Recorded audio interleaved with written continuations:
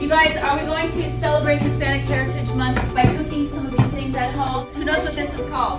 Butter en español. Maria. Sí, gracias. Flour en español. Maria.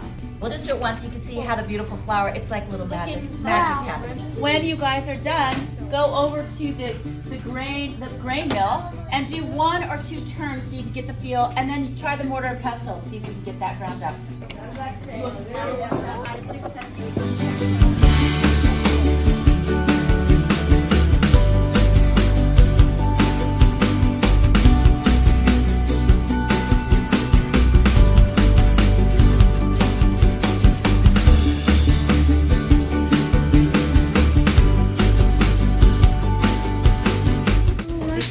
It's hot and melty and yummy. Okay, bon appetit. Flour and corn. Bon appetit. Thank you. You're welcome.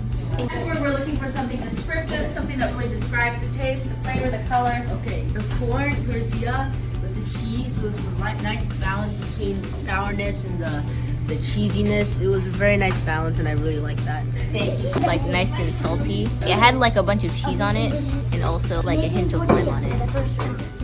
Oh, delicious!